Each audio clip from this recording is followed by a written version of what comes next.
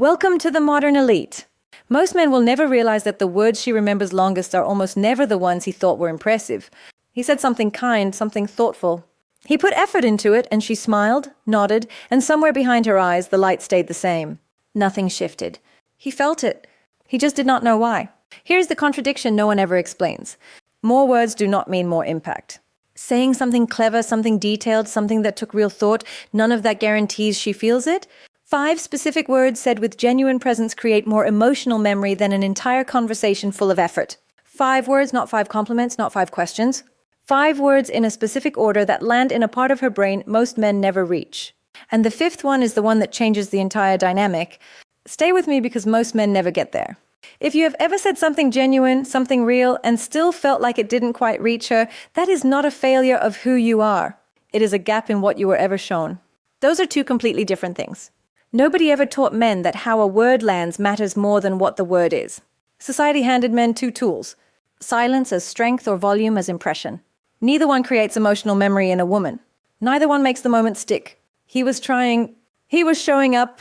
There was just one layer missing, the psychological layer, and it was never handed to him. That is not his fault. That is a gap in the education most men received about connection. The man watching this right now is not the man who stopped caring. He is the man who is still asking the right questions. That distinction matters more than he knows. This channel exists for one reason: to give men access to female psychology that most of them were never handed. What comes next is not theory. It is pattern, observed, consistent, real. There is a reason certain moments stay with her long after they happen. Researchers studying memory and emotion, including Dr. Daniel Siegel in his work on interpersonal neurobiology, call it emotional anchoring. When a moment produces genuine feeling and not routine feeling, but specific, unexpected feeling, the brain stores it differently. It does not file it alongside everything else. It tags it. It marks it as significant. And that moment resurfaces in quiet afternoons in the car on the way home just before she falls asleep, long after the conversation has ended. 5 specific words said with presence and sincerity do not just communicate a message, they create a moment, and that moment gets anchored. She does not remember what you said at dinner. She remembers that the thing that made her feel genuinely seen. So, let me show you exactly what those 5 words are, and more importantly, why each one works on a level she will never fully explain even to herself. The first word is one that has almost disappeared from men's vocabulary. It is the simplest word in the language, and it is the one most men quietly abandon without realizing it. That word is I. Research into dopamine and reward anticipation shows that clear, direct self-expression sends a neurological signal of confidence and groundedness.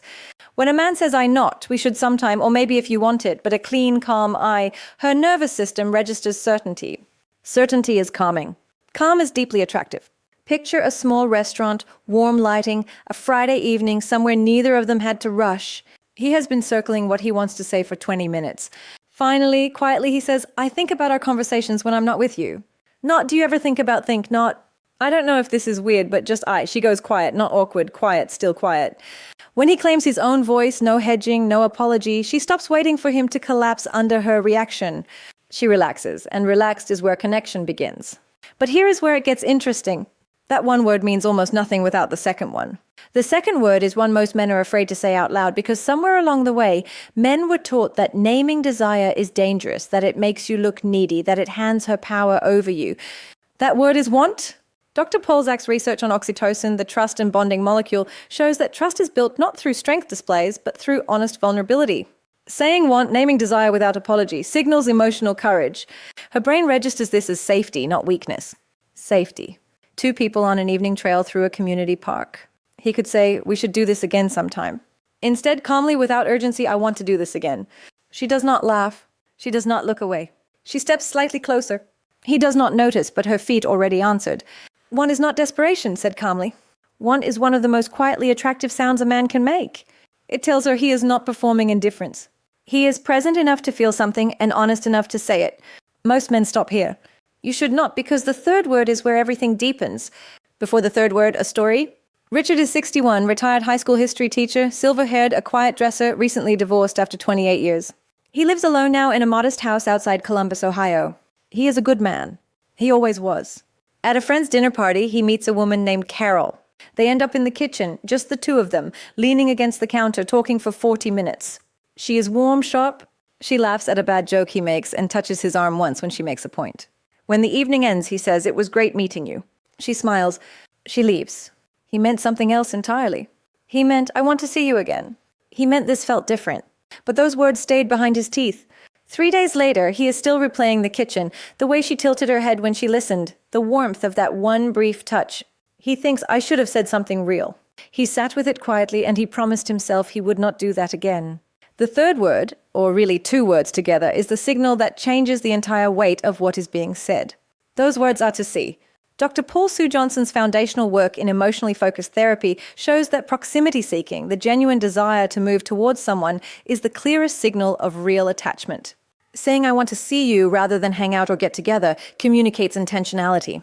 Her attachment system responds to intentionality.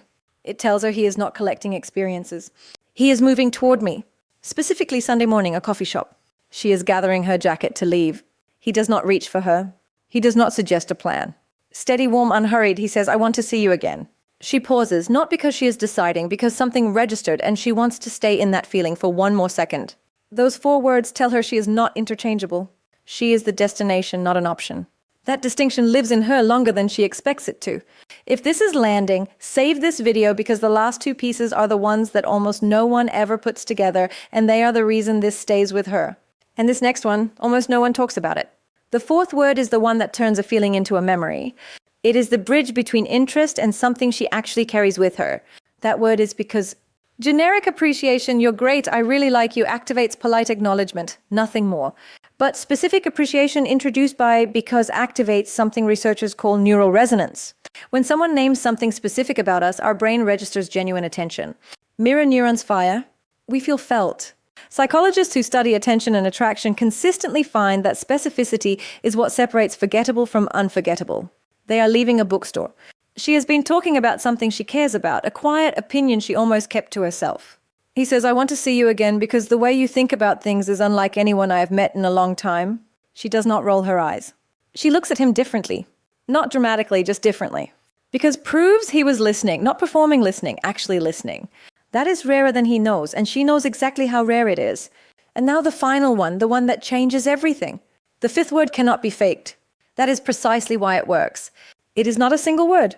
It is the specific truth he noticed about her, her calm, her honesty, the way she listens, the way she sees people, whatever is real and true and observed.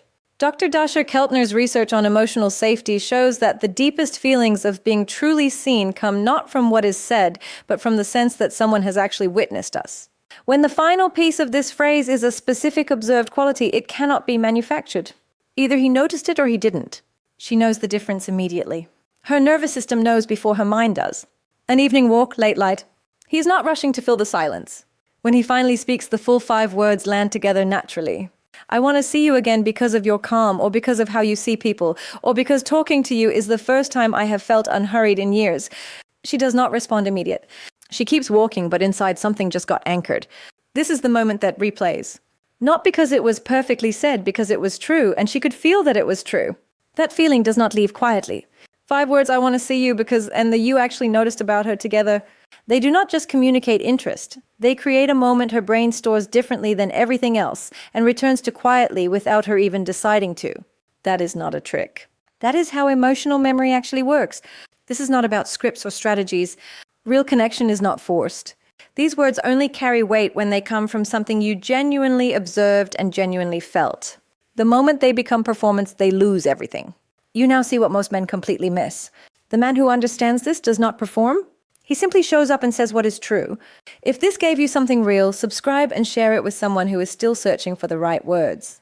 Drop the word present in the comments if this shifted something for you today. It tells me this kind of content is reaching the right people. Next, what she notices before you ever say a word. Her eyes are already reading you, and what they are looking for will surprise you. She is already feeling the room. Now you know how to be the reason it changes.